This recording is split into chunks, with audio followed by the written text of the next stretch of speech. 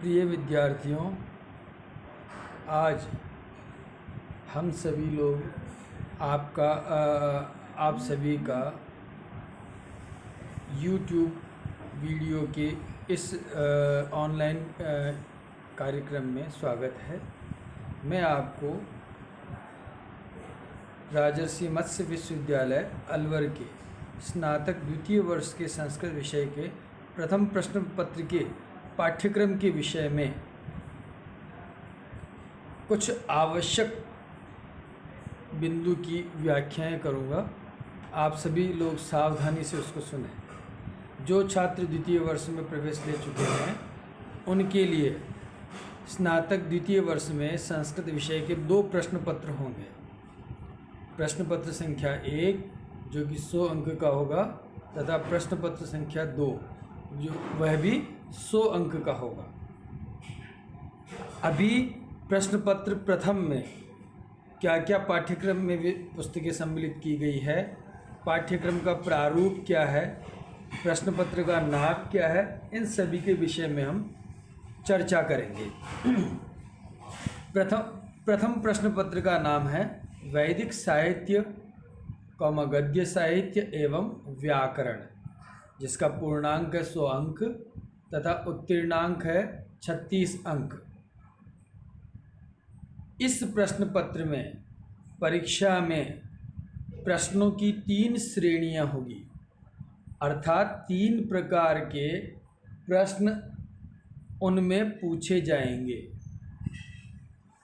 प्रथम प्रकार के प्रश्न लघुत्तरात्मक प्रश्न कहलाते हैं, जो सभी प्रश्न करने अनिवार्य होते हैं। लघुत्तरात्मक प्रश्नों की उत्तर की सीमा 15 शब्दों की होती है। दूसरी श्रेणी के प्रश्नों में व्याख्यात्मक प्रश्न आएंगे। व्याख्यात्मक प्रश्नों में आंतरिक विकल्प की सुविधा दी गई है, अर्थात यदि एक व्याख्या किसी प्रश्न में पूछी गई है तो उसमें कुल 2 व्याख्याएं पूछेंगे, जिनमें से एक का उत्तर लिखना छात्र के लिए आवश्यक होगा। विवेचनात्मक प्रश्न तीसरी श्रेणी के हैं। विवेचनात्मक प्रश्नों के अंतर्गत भी आंतरिक विकल्प का निर्देशन किया गया है, अर्थात 2 प्रश्न पूछे जाएंगे, जिनमें से एक का उत्तर देना छात्र के लिए अनिवार्य होगा। इस प्रकार इस प्रश्न पत्र में कुल 3 प्रकार के प्रश्न पूछे जाएंगे। अतः सभी छात्र इन तीनों प्रश्नों के अनुसार अपनी तैयारी करें, जिससे कि परीक्षा में सही उत्तर लिख सकें और अधिक से अधिक अंक अर्जित कर सकें और विषय का संपूर्ण ज्ञान हो सके। अब मैं विषय क्रम के अंतर्गत सर्वप्रथम पुस्तक वैदिक साहित्य आपके कोर्स में सम्मिलित की गई है। संस्कृत का प्रारंभ वेदों से होता है, अतः द्वितीय वर्ष में प्रथम वर्ष की अपेक्षा अधिक गंभीर इस विधा को यानी वैदिक साहित्य को सम्मिलित किया गया है, जिससे कि छात्र प्राचीनतम संस्कृत साहित्य से सुपरिचित हो सके। वैदिक साहित्य का सबसे प्राचीनतम ग्रंथ और विश्व वाङ्मय का भी सबसे प्राचीनतम ग्रंथ ऋग्वेद संहिता है। ऋग्वेद संहिता के अंतर्गत सूक्त है, मंडल है और सूक्त। ऋग्वेद संहिता में अध्यायों का विभाजन मंडलों में और मंडलों का विभाजन सूक्तों में किया गया है और सूक्तों में मंत्रों का उल्लेख है। इस प्रकार ऋग्वेद संहिता के अध्ययन के लिए सूक्तों का अध्ययन करना होगा और सूक्तों में मंत्र है, उन मंत्रों का अध्ययन करना होगा। ऋग्वेद संहिता कुल 20 अंक की है। इसमें निर्धारित सूक्तों के नाम इस प्रकार है। पहला अग्नि सूक्त, जो कि प्रथम मंडल का प्रथम सूक्त है। दूसरा वरुण सूक्त, जो प्रथम मंडल का 25वां सूक्त है। तीसरा इंद्र सूक्त, जो दूसरे मंडल का 12वां सूक्त है। चौथा क्षेत्रपति सूक्त है। यह चौथे मंडल का 57वां सूक्त है। पांचवा विश्वेदेवा सूक्त है, जो 8वें मंडल का 58वां सूक्त है। छठा प्रजापति सूक्त है, जो 10वें मंडल का 121वां सूक्त है। और अंतिम 7वां संज्ञान सूक्त है, जो 10वें मंडल का 191वां सूक्त है। ये मंडल और सूक्तों का मैंने उल्लेख क्यों किया या पाठ्यक्रम में इस प्रकार क्यों लिखा गया, इसके लिए थोड़ी जानकारी लेते हैं। ऋग्वेद में कुल 1027 सूक्त है और 10 मंडल है, यानी 10 मंडलों में अलग अलग मंडलों में सूक्तों की संख्या भिन्न भिन्न होकर के कुल सूक्त संख्या 1028 है। इनमें अग्नि के लगभग 200 सूक्त हैं, अग्नि देवता के। वरुण देवता के 4-5 सूक्त है। इंद्र के 250 सूक्त है। क्षेत्रपति के 1 सूक्त है। विश्वदेवा के 1 सूक्त है। प्रजापति के 2 सूक्त है और संज्ञान 1 सूक्त है। दूसरे सूक्तों का अध्ययन नहीं हो, इसलिए यहाँ पर मंडल और सूक्तों का क्रम निर्दिष्ट किया गया है। इसलिए निर्धारित मंडल और निर्धारित सूक्तों का ही अध्ययन अनिवार्य है। सूक्त का अर्थ क्या होता है? सु यानी अच्छी तरह, उक्त यानी कहा गया, यानी देवताओं के प्रशंसा में उनके कार्यों को परिमाणित करने के लिए जो सुंदर वचन कहे जाते हैं उन्हें सूक्त कहते हैं। देवता हमारे लिए सब कुछ प्रदान करते हैं। कृतज्ञता ज्ञापन के लिए अथवा स्तुति के रूप में मंत्रों का संकलन किया गया।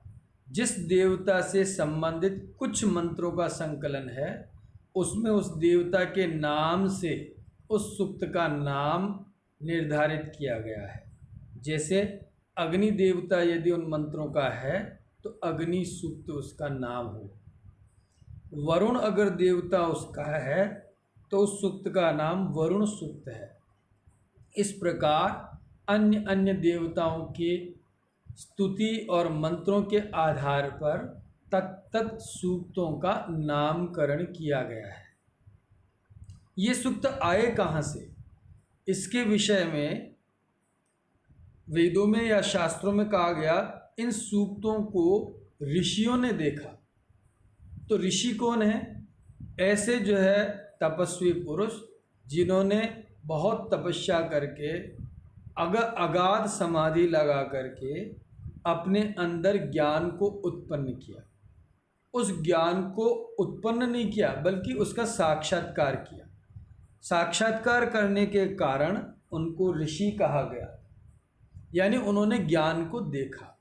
देख करके अग्नि तत्व को देखा, उसको देख करके उन्होंने उसकी प्रशंसा या स्तुति के रूप में मंत्रों का संकलन किया।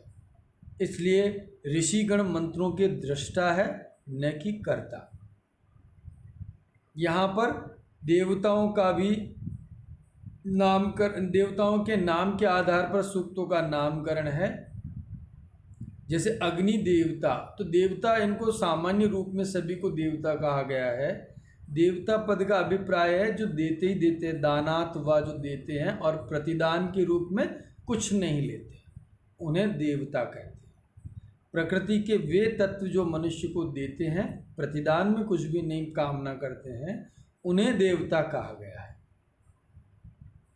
इन दोनों के अतिरिक्त इन सूक्तों में मंत्र है। मंत्र शब्द का अभिप्राय है रहस्य, और मनन करते हैं, उच्च स्वर से नहीं बोलते हैं, मननात् मंत्र है। मनन करने के कारण इनको मंत्र कहा जाता है। इस प्रकार वैदिक साहित्य में ऋग्वेद संहिता के कुछ सूक्तों का अध्ययन करेंगे, जिनके ज्ञान के आधार पर हम अन्य सूक्तों का भी अध्ययन कर सकेंगे भविष्य में। अतः प्रायोगिक रूप में इन 7 सूक्तों का हम अध्ययन करेंगे द्वितीय वर्ष में, जिसमें प्रथम पुस्तक है, ये प्रथम पुस्तक यही है, वैदिक साहित्य और ऋग्वेद संहिता के सूक्त। इनमें प्रश्नों का क्रम इस प्रकार रहेगा। लघुत्तरात्मक प्रश्न, 2 प्रश्न पूछे जाएंगे, प्रत्येक 2 अंक के, अर्थात कुल 4 अंक के लघुत्तरात्मक प्रश्न। व्याख्यात्मक प्रश्न 2 पूछे जाएंगे, प्रत्येक प्रश्न 8 अंक का। इस प्रकार कुल 16 अंक के व्याख्यात्मक प्रश्न हुए। तो 16 और 4 को मिलाने पर कुल 20 अंक की प्रथम पुस्तक ऋग्वेद संहिता के सूक्त आपके पाठ्यक्रम में सम्मिलित की गई है। वैदिक साहित्य में अंतिम छोर पर या अंतिम भाग के रूप में लिखे गए ग्रंथों का नाम है उपनिषद। उपनिषद ज्ञान गांभीर्य के लिए प्रसिद्ध है। वैदिक साहित्य से लेकर उपनिषद तक मध्य में ब्राह्मण और आरण्यक ग्रंथों का भी प्रणयन किया गया है। वैदिक साहित्य में देवताओं की स्तुति के रूप में मंत्रों का संकलन है, लेकिन ब्राह्मण ग्रंथों में उन स्तुति के साथ साथ देवताओं को आहुति प्रदान करने का भी विधान किया गया है, अर्थात यज्ञ का आयोजन और यज्ञ की प्रक्रिया निर्दिष्ट की गई है। उन ब्राह्मण ग्रंथों के 2 भाग हैं, आरण्यक तथा उपनिषद। आरण्यकों में प्राण विद्या यानी प्राण का संयमन, प्राणायाम इत्यादि किस प्रकार करना चाहिए इत्यादि विषय का संकलन किया गया। लेकिन प्राण से भी सूक्ष्म होती है आत्मा, और आत्माएं जितनी भी सृष्टि में हैं वो परमात्मा का ही अंश है। तो यहाँ परमात्मा को ब्रह्म कहा गया। ब्रह्म का और आत्मा का ज्ञान अत्यंत सूक्ष्म है। अतः उपनिषदों में जीवात्मा और ब्रह्म का विस्तृत और सूक्ष्म विवेचन प्राप्त होता है। उपनिषद शब्द का अर्थ है उपधन निधन शद धातु, यानी ब्रह्म ज्ञान के लिए, आत्मज्ञान के लिए गुरु के पास श्रद्धापूर्वक बैठना और उपदेश सुनकर उनका मनन करना उपनिषद कहलाता है।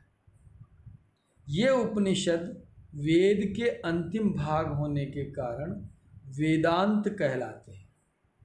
वेद का अंतिम भाग, अतः इन्हें वेदांत भी कहते हैं। आपके पाठ्यक्रम में द्वितीय वर्ष के प्रथम अध्याय में ईशावास्योपनिषद को सम्मिलित किया गया है। ईशावास्योपनिषद, जैसा कि इसके नाम से ही द्योतित हो रहा है, ईशावास्यम, ईश्वर के द्वारा वास्य यानी ढका हुआ है ये सारा जगत, यह संपूर्ण सृष्टि ईश्वर के द्वारा ढकी हुई है। इसलिए इस उपनिषद का नाम ईशावास्योपनिषद किया गया है। यह शुक्ल यजुर्वेद का उपनिषद है। हम आगे पाठ्यक्रम में जब पढ़ेंगे तो विस्तृत इसका परिचय प्राप्त करेंगे। इसमें प्रश्नों का क्रम इस प्रकार है। लघुत्तरात्मक 2 प्रश्न पूछे जाएंगे, प्रत्येक 2 अंकों के, कुल 4 अंकों के प्रश्न पूछे जाएंगे, लघुत्तरात्मक प्रश्न, तथा व्याख्यात्मक प्रश्न यानी मंत्रों की व्याख्या के लिए जो प्रश्न पूछे जाएंगे वो 1 प्रश्न पूछा जाएगा जो 6 अंकों का है। इस प्रकार कुल 6 अंक व्याख्यात्मक प्रश्न के लिए निर्धारित है।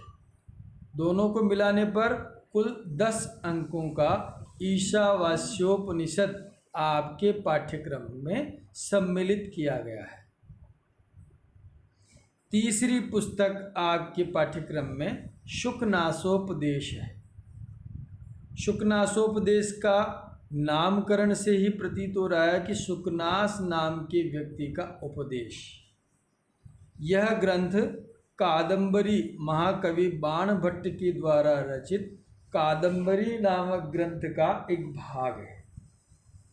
इसमें एक राजा का पुत्र युवराज पद पर अभिषिक्त हो रहा है।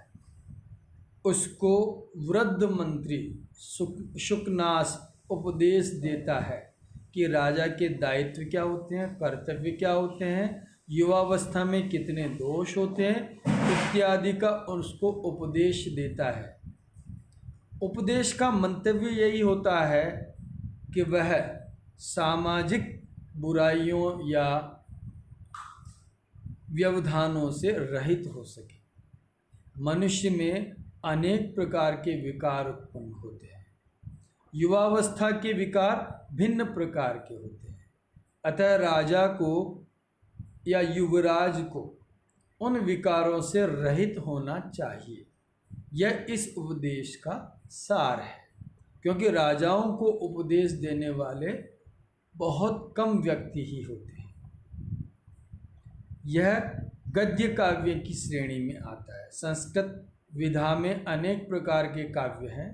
पद्य काव्य, गद्य काव्य, चंपू काव्य, कथा काव्य, नीति काव्य इत्यादि में यह गद्य काव्य की श्रेणी में आने वाला ग्रंथ है। गद्य का लक्षण है अनियताक्षरावसानो गद्य है, यानी जिसमें अक्षरों की मात्रा या संख्या निश्चित नहीं रहती है, वह गद्य काव्य कहलाता है। हम विस्तृत अध्ययन तब करेंगे जब यह पुस्तक का प्रकरण हम अध्ययन क्रम में लेंगे। शुकनासोपदेश में प्रश्नों की व्यवस्था इस प्रकार है। इसमें लघुत्तरात्मक 3 प्रश्न पूछे जाएंगे। प्रत्येक प्रश्न 2-2 अंकों के हैं। कुल 6 अंकों के प्रश्न पूछे जाएंगे। व्याख्यात्मक प्रश्न 1 पूछा जाएगा 10 अंक का, और निबंधात्मक प्रश्न भी 1 पूछा जाएगा 9 अंक का। इस प्रकार 6 + 10 + 9 को मिलाने पर कुल 25 अंकों का यह ग्रंथ आपके पाठ्यक्रम में सम्मिलित किया गया है। इसके बाद वैदिक साहित्य का इतिहास यह पाठ्यक्रम में आपके सम्मिलित किया गया है। लेकिन वैदिक साहित्य का इतिहास अत्यंत विस्तृत है। इसमें केवल एक बिंदु आपको अध्ययन करना है, जिसमें संहिताएं। संहिता किसको कहते हैं? वर्णों का एक प्राण प्रयोग संहिता कहलाता है। यानी सारे वर्णों को संधि के द्वारा जोड़ करके एक साथ उच्चरित करने की प्रक्रिया संहिता कहलाती है। वैदिक साहित्य में सबसे पहले संहिता नामक ग्रंथों का प्रणयन किया गया। संहिता 4 प्रकार की होती है: ऋग्वेद संहिता, यजुर्वेद संहिता, सामवेद संहिता और अथर्ववेद संहिता। इन संहिताओं का इतिहास की दृष्टि से अध्ययन इस बिंदु का लक्ष्य है। इसमें संहिताओं का स्वरूप यानी उनका विषय विभाजन और अध्याय विभाजन किस प्रकार का है तथा विषय वस्तु क्या है, उन संहिताओं का महत्व क्या है तथा उनका रचना काल कब का है, इन सभी बिंदुओं का अध्ययन किया जाएगा। इस पुस्तक की प्रश्न व्यवस्था इस प्रकार है। लघुत्तरात्मक प्रश्न 2 पूछे जाएंगे, प्रत्येक 2 अंकों के हैं। इस प्रकार कुल 4 अंकों के लघुत्तरात्मक प्रश्न हैं। निबंधात्मक प्रश्न 1 पूछा जाएगा 11 अंक का। इस प्रकार कुल 11 + 4 15 अंकों का वैदिक साहित्य का इतिहास नामक ग्रंथ आपके पाठ्यक्रम में सम्मिलित किया गया है। 5वां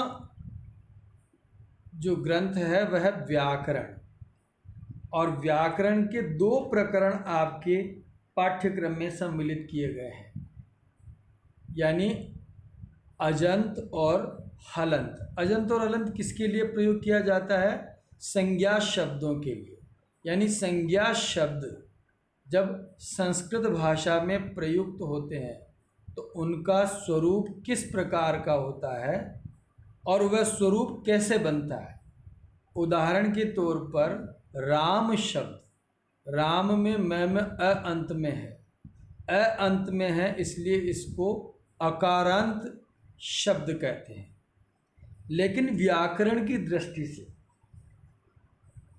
इसको अजंत शब्द कहेंगे। अजंत का अभिप्राय है अच प्रत्याहार के वर्ण जिसके अंत में लगे हों। तो अच प्रत्याहार में अ, ई, उ, री, ए, ओ, ऐ, औ ये स्वर वर्ण आते हैं। तो ये सारे स्वर वर्णों में से कोई भी एक स्वर वर्ण जिस भी संज्ञा शब्द के पीछे या अंत में प्रयुक्त होता है तो उस शब्द का नाम अजंत कहलाए।